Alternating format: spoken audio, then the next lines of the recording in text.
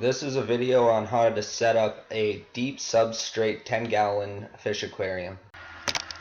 These are the materials you're going to need,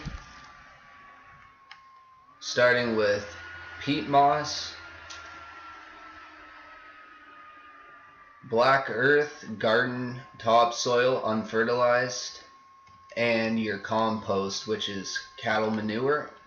You're going to need a bucket to mix your soil in, a 1 cup measuring cup, and your distilled water.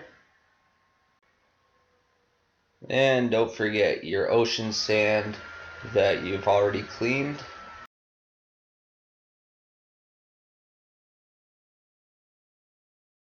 You're going to start by putting 4 cups of peat moss in your mixing bucket, followed by 2 cups of black earth, and lastly 2 cups of cattle manure. Mix all 3 ingredients in your bucket. It's a 2 to 1 to 1 ratio. From here, we're going to take a bit of our distilled water and add little bits at a time into our bucket of soil and mix it up until it's clumpy, not until it's dripping with water, just enough to it's like a wet concrete. Then we're going to let this sit for at least 2 hours or overnight for all the water to absorb into the soil. Next step, we put our soil into our 10-gallon tank.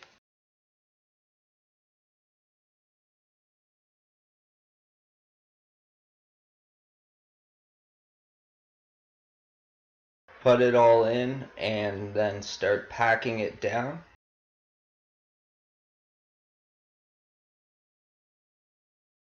You should have about less than an inch of soil. Just make sure you never go above 1 inch. From here, use a spray bottle filled with distilled water to spray off the dirt from the glass, so when we add our sand layer, no dirt sits on top of the sand. So make sure you spray all 4 corners down.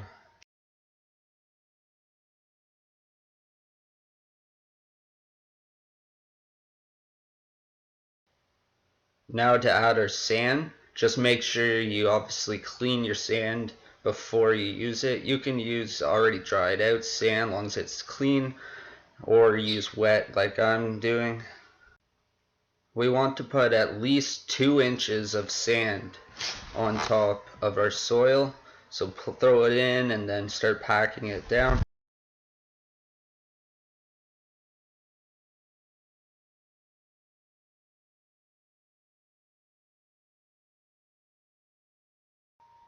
From this stage, you can now add in your filter, air stone, heater, whatever you need, and also your hardscape. So if it's driftwood, rocks, anything like that, you can now add it in. You're going to start to add 25% of your water in the tank to start, using distilled water only. I put a little vessel or any kind of like small bowl inside of the tank first and then pour the water into that so it doesn't disturb the sand and dirt layer. Now plant your plants in. You want it to be at least 75% planted. I need to go pick up some more plants. And now you can fill up your tank the rest of the way. This is another example to pour it in a small cup first to make your life a lot easier. Now for the most important step is to add our biodiversity into our tank. Go to any body of water, a stream, a creek, a river, and you want to pick out some dead, decaying leaves that are already sunken into the water.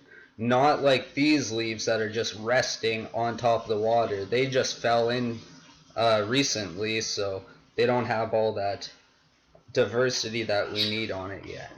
Take a small handful of the leaves you collected and throw them right into your tank. Don't forget to turn on your pumps and your filter. Now we're going to wait till day 2 to add our fish. It's now day 2 and you can add your fish in. I'm going to try breeding rumpy-nosed tetras, so I put 2 females and a male in there. Now you don't want to feed the fish for at least 5 to 7 days so the natural food web can start to develop and stabilize. That's all there is to it. Please like and subscribe. Thanks for watching.